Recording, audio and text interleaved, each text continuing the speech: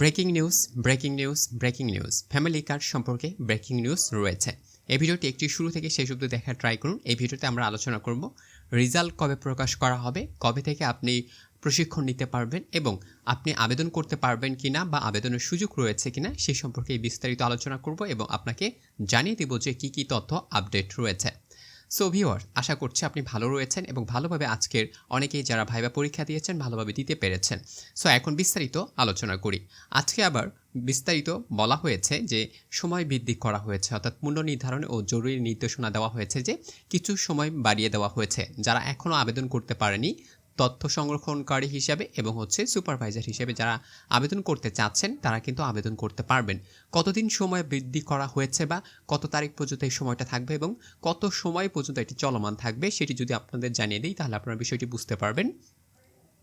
সেটি হচ্ছে, আমি যদি আপনাদের একটু জানিয়ে দেওয়ার চেষ্টা করি তাহলেই দেখবেন। সো এখানে দেওয়া রয়েছে যে আবেদনের সময়সীমা বৃদ্ধি করা হয়েছে, সেটি হচ্ছে 28শে জুলাই পর্যন্ত। তার মানে আজকে 25 তারিখ, আপনার হাতে রয়েছে আরও 3 দিনের মতো সময়।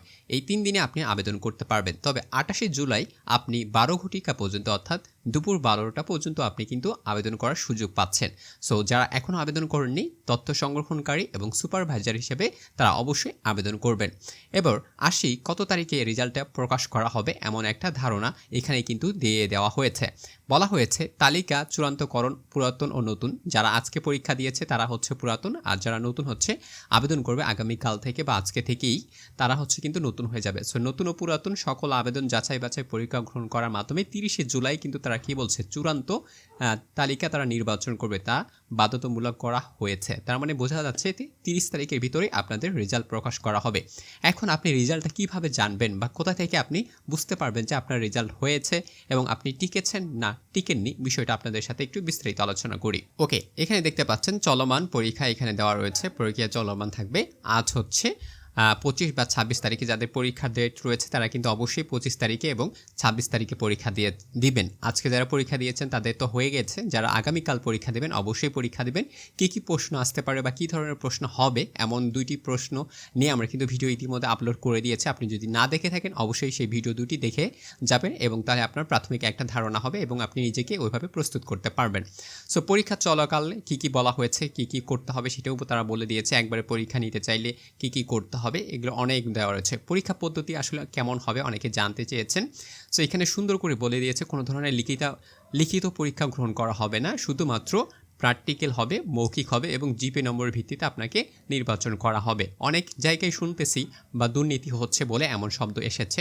সো অনেক জায়গায় দেখা যাচ্ছে যে একসাথে পরীক্ষা নিয়েছে, অনেকেই কোনো কিছু জিজ্ঞেস করে নাই, শুধু হাবিজাবি জিজ্ঞেস করেই ছেড়ে দিয়েছে। সো এমনটা হবে, বিভিন্ন জায়গায় বিভিন্ন রকম তথ্য থাকবে এবং এক এক জায়গায় এক একভাবে পরীক্ষাটা হবে। কোথাও একেবারে যে জেনুইনভাবে পরীক্ষাটা হবে বিষয়টি এমন না, আপনাকে ধরেই নিতে হবে আপনি পরীক্ষার্থী, তাহলে আপনি ওইভাবে প্রস্তুতি নেবেন এবং পরীক্ষা দেওয়ার জন্য সেইভাবে যাবেন। এখন সেখানে গিয়ে কী হচ্ছে ওইটা আপনার দেখার বিষয় না, আপনি সুন্দরভাবে পরীক্ষা দিবেন, এইটাই হচ্ছে গুরুত্বপূর্ণ বিষয়। ঠিক আছে, ওকে। তারপর আমি যদি আরও দেখাই দেই আপনাদের বিষয়গুলো তাহলে আপনারা বিস্তারিত বুঝতে পারবেন।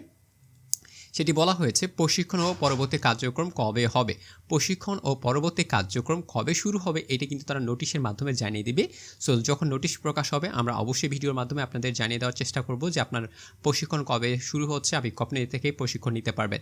তবে আপনাদের জন্য আরও খুশির সংবাদ বা খুশি করে এইটাই বলে দিতে চাই, সেটি হচ্ছে এটি কবে প্রকাশিত হচ্ছে বা রেজাল্টটা আসলে কবে প্রকাশ হবে সেটি যদি বলি। সো যেহেতু তারা 30শে জুলাই লাস্ট ডেট দিয়েছে, তার মানে ধরে নেন 30শে জুলাই বা 31শে জুলাইয়ের ভিতর তারা রেজাল্টটা প্রকাশ করে দিবে। তারপরে আপনি কিভাবে জানতে পারবেন যে রেজাল্ট প্রকাশ হয়েছে, আপনি কিভাবে টিকেছেন কিনা। দেখেন রেজাল্টটা হয়তো আপনাকে ফোনের মাধ্যমে অর্থাৎ SMS-এর মাধ্যমে জানিয়ে দেবে, অথবা তারা বলে দিয়েছে যে ওখানে নোটিশে বলে দেওয়া ছিল যে প্রত্যেকটা উপজেলার যে বোর্ড রয়েছে, প্রত্যেকটা উপজেলার যে ওয়েবসাইট রয়েছে সমাজ কল্যাণ ওয়েবসাইট, সেখানে গিয়ে আপনি কিন্তু পাবেন।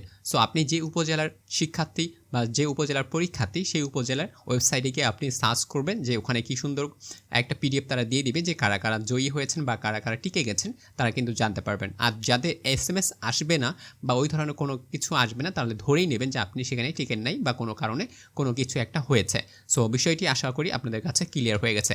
সো এখনও যারা আবেদন করেননি তাদের কিন্তু আবেদনের সুযোগ রয়েছে, আপনি চাইলে আবেদন করতে পারবেন। সো কীভাবে আবেদন করবেন, আবেদনের করার পদ্ধতিগুলো রয়েছে, আপনি চাইলে সেগুলো নিতে পারেন। আমি আপনাকে সেভাবে সহযোগিতা করব। আর যারা পিডিএফ চেয়েছেন, আমি বলেছি যে আমি পিডিএফ কোনোভাবে সেল করছি না বা এটা নিয়ে কোনো ব্যবসা করছি না। পিডিএফ যাদের প্রয়োজন অবশ্যই আমাকে ইমেল করবেন। ইমেলের ঠিকানা হচ্ছে ডেসক্রিপশনে বক্সে দেওয়া থাকবে, সেখান থেকে চেক করে আমাকে ইমেল করে দিবেন। আমি আপনাদের ইমেলগুলো দেখার মাধ্যমে পিডিএফগুলো আপনাদের দিয়ে দেবো, ফ্রিতে পিডিএফ দিয়ে দেবো, কোনো ধরনের সেলস করছি না।